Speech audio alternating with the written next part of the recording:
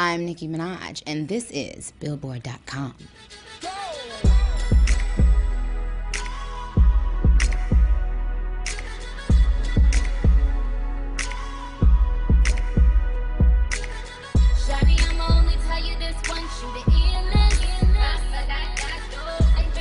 How did the album, recording this album, kind of change for you from the initially going into the studio?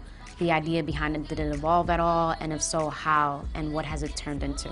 I went in really not knowing what it is I wanted to say, and I really didn't know if I was going to give all of my different characters life on the album.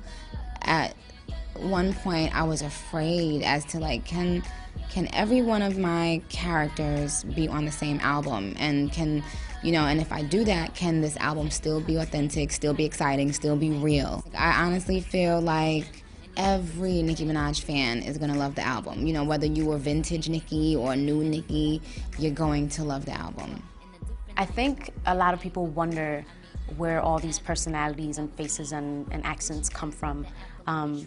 Tell us where these personalities come from, where these characters come from, and were they always a part of Onika?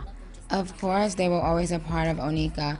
I would, like, get on everybody's nerve in the house singing, you know, Star Spangled Banner for, like, hours at a time and singing in weird voices. I would make up names for people. I still don't know why I did that. When I remember going to high school and I decided that I only wanted to put a B in front of people's names, and I didn't care what your name was. I thought you should have a B in front of your name.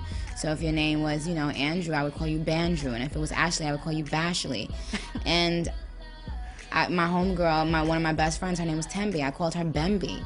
It's like, it always was there. I think hip-hop kind of, in the early stages, made me feel like I had to suppress that. Like, if it was corny to be me, but you know, lo and behold, there are tons of girls and tons of boys who appreciate all that craziness. And, you know, now I'm just like, yo, love it or hate it, this is me, you know, this is who I am.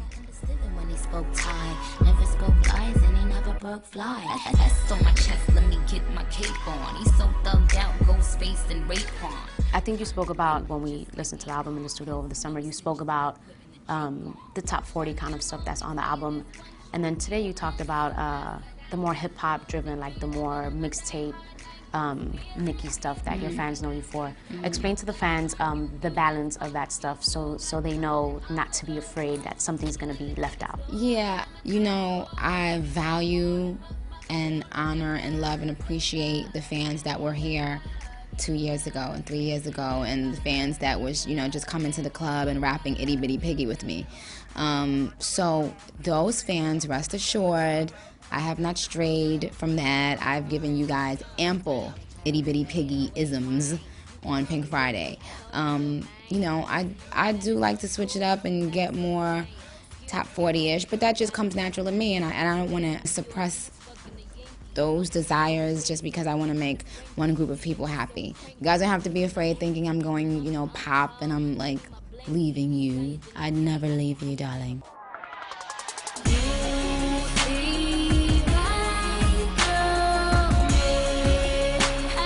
Nicki raps and Nicki sings. Is Nicki a dancer? Hell to the no. Hell to the no. I just interpret my words through dance, and whatever happens when I'm on the stage happens, and it's God's plan that way. I mean, I don't know, it's like I want people to be able to laugh with me and laugh at me if they want. It's cool. That's not what I do. You know, I rap. And that's what I am really am beast mode at.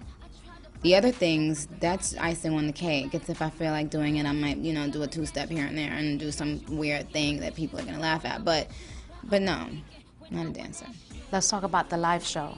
What you're seeing now is not what my stage show is gonna be. This is just kind of like a continuation of the VMAs, obviously, because we've been doing Check It Out.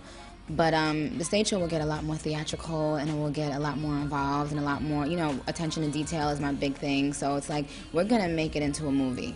But it's gonna take some time, and that's a part of the reason why I didn't go on the Usher tour.